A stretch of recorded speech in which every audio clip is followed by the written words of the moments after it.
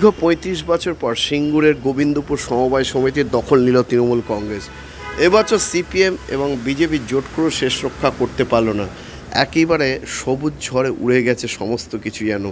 তাই ৪৫টি আসনের মধ্যে ৪৫টাই তৃণমূল প্রার্থীরা জয়লাভ করেছে। মমতা বন্দ্যোপাধ্যায়ের প্রতি আস্থা রাখার জন্য সমস্ত সিঙ্গুরবাসীর কাছে তৃণমূল নেতৃত্ব কৃতজ্ঞতা প্রকাশ করেন। এ ব্যাপারে কথা বলতে গিয়ে সিঙ্গুরের বিধায়ক তথা রাজ্যের মন্ত্রী বেচারাম মান্না বলেন, যে দীর্ঘদিন ধরে এই সমবায় সমিতি কক্ষিগত করে রেখেছিল সিপিএম, পরবর্তীকালে বিজেপির সঙ্গেও তারা হাত মেলায়। আজ সকাল থেকেই সমবায় সমিতির যে ভোট ছিল তাতে মানুষ স্বতঃস্ফূর্তভাবে ভোট দেয় তৃণমূল কংগ্রেস বিপুল ভোটে জয়লাভ করেছে। আর এ নিয়ে আজকাল আগামী বিশেষ প্রতিবেদন।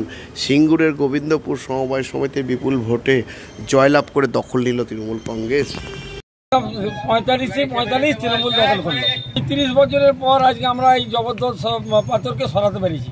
এর জন্য মমতা ব্যানার্জি এবং আমাদের লড়াকু নেতা এবং উন্নয়নের কান্ডারি বেচারাম মান্নার ধন্যবাদ জানাই। বামফ্রন্ট পরিচালিত সিপিএম এর আন্ডারে ছিল পারি না, ওরা এমনি বুথে কর্মীই দিতে পারে, বুথ এজেন্টে দিতে পারেনি।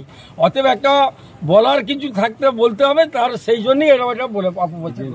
আর খেয়েছে ওরা নিজেদের মধ্যে গোষ্ঠীদ্বন্দ্বের মাঠ, ওটা তৃণমূলের কোনো বিষয় না। তৃণমূল মারপিট করতেই যাবে না, মানুষ আমাদের সঙ্গে আছে, তার পরিপ্রেক্ষিতে আমাদের ভোট হয়েছে।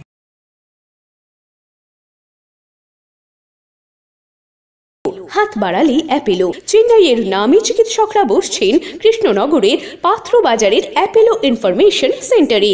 স্বল্প ভিজিটে পাওয়া যাচ্ছে দেশের বিখ্যাত চিকিৎসকদের কাছ থেকে চিকিৎসার সুযোগ। জটিল রোগের চিকিৎসার জন্য সত্বর চলে আসুন পাত্র বাজারের অ্যাপেলো ইনফরমেশন। এখানে রয়েছে চিকিৎসার সমস্ত অত্যাধুনিক পরিষেবা।